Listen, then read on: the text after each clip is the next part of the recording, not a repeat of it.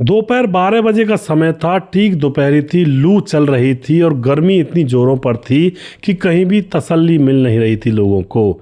एक दुकान होती है परचून की, उस दुकान के अंदर पंखा चला हुआ था गर्मी में और सुनसान रास्ते थे। गांव की गलियों में कोई भी दिखाई नहीं दे रहा था।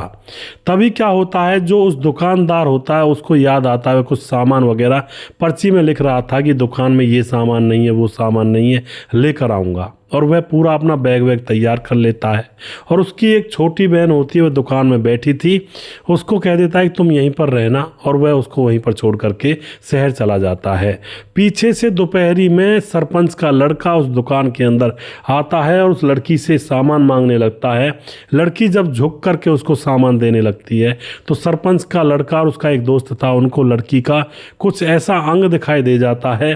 फिर उनसे रुका नहीं जाता है और उसके मन में उनके लड्डू फूट जाते हैं। और फिर दोनों लड़के जो होते हैं लड़की का हाथ पकड़ लेते हैं और दुकान के अंदर घुस करके शटर डाउन कर देते हैं।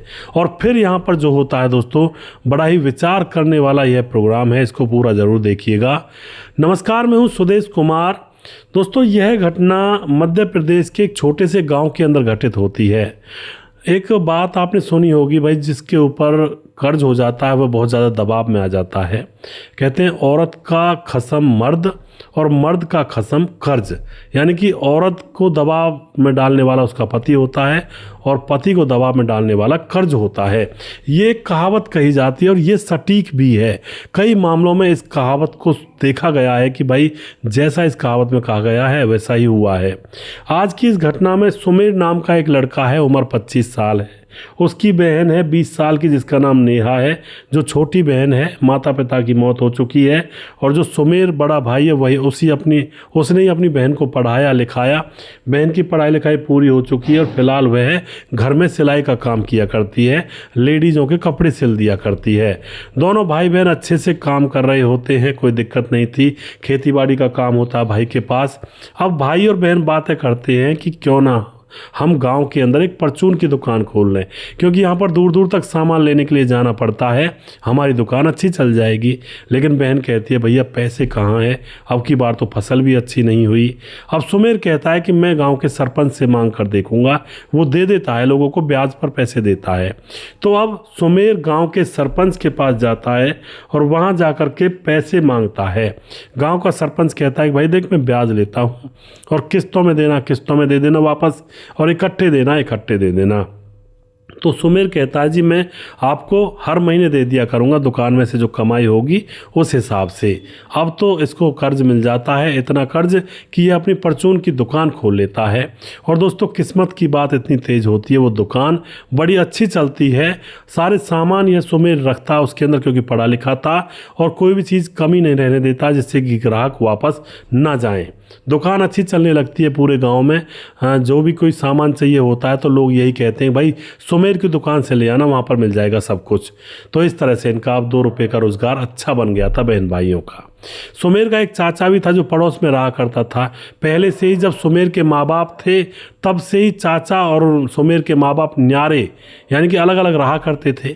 लेकिन सुमेर का अपने चाचा के प्रति प्यार था, क्योंकि पिता और माँ तो अब रही नहीं है। चाचा और चाची के अंदर ही वह अपने माँ बाप को देखा करता था, उनसे ही सारी बातें कहा करता, बातचीत किया करता। वो भी अपना आशीर्वाद बना कर रखते थे, क्योंकि उनका भी बड़े भाई का लड़का और लड़की थे, कोई दिक्कत नहीं है। अब सुमेर पैसे बचाता और अपनी बहन की शादी के लिए इकट्ठे करने लगता है और धीरे धीरे वह सोचता है कि मैं 2 साल के अंदर अंदर अपनी बहन की शादी के लायक पैसे इकट्ठे कर ही लूँगा, मेरी अच्छी खासी बिक्री हो जाती है। अब दोस्तों यहाँ पर क्या होता है, जैसा कि मैंने आपको कहानी के स्टार्टिंग में बताया, दोपहरी का समय था। सुमेर को कुछ सामान बाजार से लाना था। अपनी बहन, जिसका नाम होता है नेहा, उससे कहता है कि बहन तू ऐसा कर, सिलाई का काम ही तो करना है, दुकान में लाकर रख ले मशीन को, और यहाँ पर कोई सामान लेने आए तो सामान दे देना और अपना काम करते रहना तुम।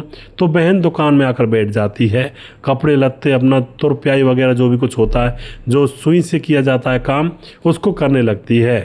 अब तो दोपहरी का समय था और इतने में ही उस दुकान पर गांव के सरपंच का लड़का, जिसका नाम होता है बनवीर, और उसके साथ उसका एक दोस्त था जिसका नाम था छोटू।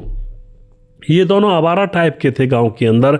सरपंच के लड़का तो जो था वो तो आवारा इसलिए था क्योंकि पैसे खर्च करने के लिए बाप से मिल जाया करते थे, कमाना धमाना कुछ पड़ता ही नहीं था, वह वहाँ पर आ जाते हैं।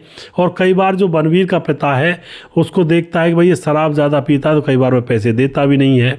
तो अब बनवीर इस दुकान पर आ जाता है अपने दोस्त छोटू के साथ, आकर के कुछ सामान मांगने लगता है। तो नेहा सामान देने लगती है और झुक कर के जब सामान निकालती है तो बनवीर की नज़र उसके उन अंगों पर पड़ जाती है। और उन देख करके दोस्तों अब यहाँ पर बनवीर और उसका दोस्त छोटू आपे से बाहर हो जाते हैं और अब उस लड़की की तरफ गौर से देखने लगते हैं। गौर से देखते हैं, सोचते हैं कि भाई ये हमारी हो जाए काश। और उसके बाद वह लड़की जब पैसा मांगती है तो बनवीर कहता है लिख लेना।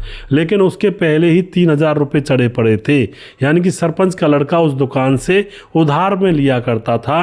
तो लड़की कहती है कि आपके पहले ही बहुत सारे लिखे पड़े हैं, देते क्यों नहीं हो। इस बात से गुस्सा हो जाता है बनवीर और कहता है कि पहले लिखे पड़े हैं, ये दुकान मेरे बाप के पैसों से खोली है तुम लोगों ने और मुझसे ऐसे बात करोगे। तो उसके बाद लड़की कहती है तो क्या हुआ, तुम्हारे पिताजी के पैसे क्या हम वापस नहीं देंगे, क्या खैरात में दिए हैं? एक एक पैसा जोड़ करके मेरा भाई हर महीने किस्त पहुंचाता है। अब तो दोस्तों यहाँ पर बनवीर आपे से बाहर, और ऊपर से उसने उस लड़की के प्राइवेट अंगों को भी देख लिया था।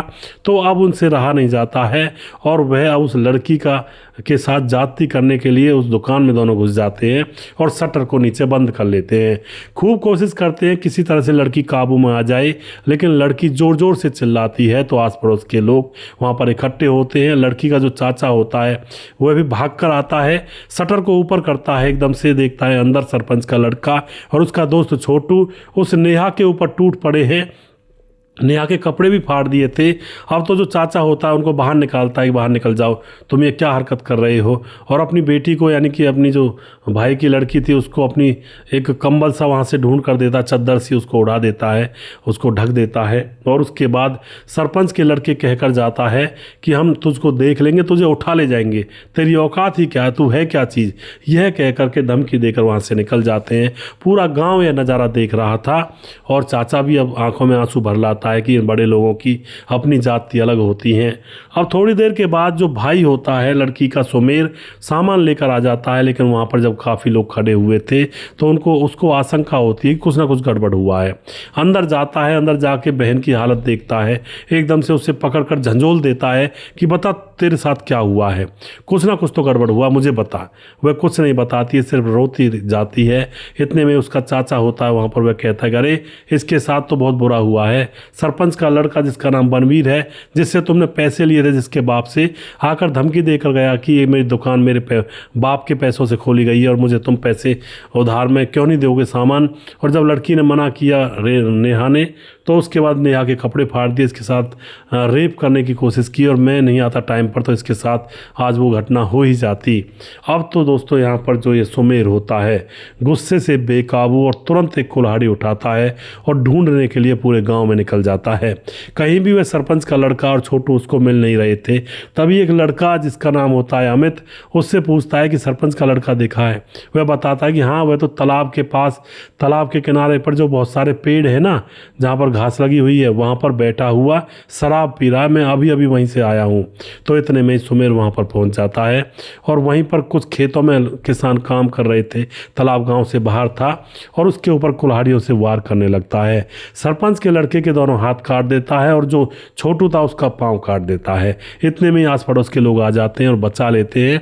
और उसके बाद दोस्तों सरपंच को बुलाया जाता है। अपने बेटे की ऐसी हालत देखकर सरपंच बेकाबू हो जाता है, पुलिस को बुलाता है और पुलिस के हवाले उस लड़के सुमेर को कर देता है।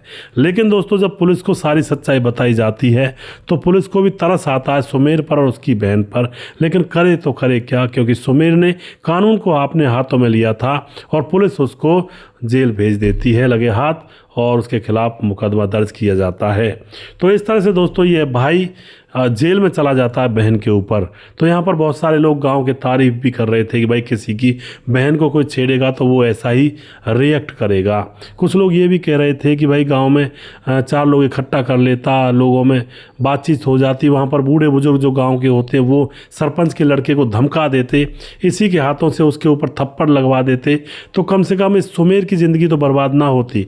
जिस बहन की शादी की चिंता में रात दिन कमा रहा था, अब वह जेल में रहेगा और बहन की शादी कैसे होगी या नहीं होगी, किन परिस्थितियों में होगी, वो तो भगवान ही जाने। तो यहाँ पर अपनी ज़िंदगी बर्बाद हो गई और बहन की रही सही ज़िंदगी भी अब मुश्किल में पड़ गई। तो इससे अच्छा होता गांव के अंदर पंचायत कर लेता और लोगों से बातचीत करके मामले को सुलझा लेता। लेकिन दोस्तों एक बात ये भी है, जब बहन के साथ कुछ ऐसी वैसी हरकत होती है तो कोई भी दुनिया का कोई भी भाई ऐसा नहीं है जो शांति से बैठ सकता हो, क्योंकि ये बहुत बुरी बात हो जाती है। तो आप क्या कहना चाहते हो इस घटना के बारे में? अपनी राय कमेंट बॉक्स में लिख सकते हैं। वीडियो के लास्ट में कुछ भाइयों के नाम लेना चाहूँगा जो हमारे वीडियोज़ को देखते हैं और हमें खूब सपोर्ट करते हैं। पंकज कुमार भाई का 18 दिसंबर को जन्मदिन था और मैंने कई वीडियोज़ में मुबारकबाद दे दिए पंकज भाई, जो कि आंखों से जिनको दिखता नहीं है। और भाई अगर आपने नहीं देखी वीडियो तो इनको ज़रूर देखिएगा। समाधान पाटिल जलगांव महाराष्ट्र से हैं। उसके बाद प्रकाश विश्वकर्मा कमेंट करते हैं, राम गोसाई कमेंट करते हैं, मुकेश कुमार यूपी 83 से, देवेंद्र सेन बुलंदशहर ककोड़ से हमारी वीडियो अच्छी लगती हैं। और उसके बाद सुजीत कुमार कमेंट करते हैं, मुनमुन श्रीवास्तव जी हैं गोपालगंज बिहार 28 से, सलाउद्दीन खान सुदेश भाई नमस्कार नमस्कार भाई साहब जी, रिंकू वर्मा कमेंट करते हैं और विजय पोद्दार कमेंट करते हैं, विंध्याचल राजभार कमेंट करते हैं, पूर्णा पत्रा कमेंट करते हैं, सुरेश रौत कमेंट करते हैं, प्रवीण बघेल से पुरी से हैं और रजत सैनी कमेंट करते हैं, हरदीप बार कमेंट करते हैं, चरणजीत दहिया हैं, संजीव कुमार नेपाल से हैं, सूरज डीओ फिजी से हमारे भाई लगातार कमेंट करते हैं, जो कि हर वीडियो पर आपको उनका कमेंट ज़रूर मिल जाएगा। फिजी से लगातार हमारे सारे वीडियोस पर बने रहते हैं। उसके बाद कुछ भाई हमारे यूट्यूब पर हैं, आदेश कोहली जो कि फिरोजाबाद से हैं, राम राम जी, राम राम भाई साहब जी, हर्ष मुकदम हैं जो कि सौंद से हैं और इनका अपना भी चैनल है, बहुत बहुत धन्यवाद करते हैं हर्ष मुकदम जी। साहबुद्दीन मियाँ कमेंट करते हैं, वीडियो सुन करके बहुत अच्छा लगा हमको। और राम मोहम्मद यासीन लाहौर पाकिस्तान से हैं, दुर्योधन भाई नमस्कार सर, कहानी बहुत अच्छी थी, यूपी पनियारा महराजगंज से, श्यामलाल चौधरी नौका बीकानेर राजस्थान से हैं। और उसके बाद दया शंकर सिंह राजपूत कमेंट करते हैं, यूपी 43 गोंडा से, राधेश्याम शर्मा सिरसी जयपुर राजस्थान से हैं, राजकिशोर चौरसिया महाबलेश्वर महाराष्ट्र से हैं, सत्यनारायण कीर हमारे भाई लगातार कमेंट करते हैं, साहब सिंह जिला बिजनौर से कमेंट करते हैं, राम थापा नेपाल से कमेंट करते हैं, राधेश्याम शर्मा सिरसी जयपुर राजस्थान से दोबारा से आए हैं, छगनदास खारडा बांध राजस्थान से हैं, रंजीत सिंह पत्नी का नाम राधा देवी श्री गंगानगर राजस्थान से कमेंट करते हैं, हृदय राम कमेंट करते हैं, सर्वेश कुमार कमेंट करते हैं, जानकी गंगवार बहन हमारी कमेंट करती हैं, अमरनाथ मौर्य कमेंट करते हैं और उसके बाद राम बहादुर सिंह लगातार कमेंट करते हैं। भाई का बहुत बहुत धन्यवाद करता हूँ। रायगढ़ छत्तीसगढ़ से हैं, आदेश कोहली फिरोजाबाद से हैं। और उसके बाद जो भी भाई का नाम रह गया उसका नाम अगले वीडियो में ज़रूर लूँगा। अगला वीडियो बहुत जल्दी फिर से लेकर आऊँगा। तब तक आप खुश रहें, सावधान रहें। जय हिंद, जय भारत।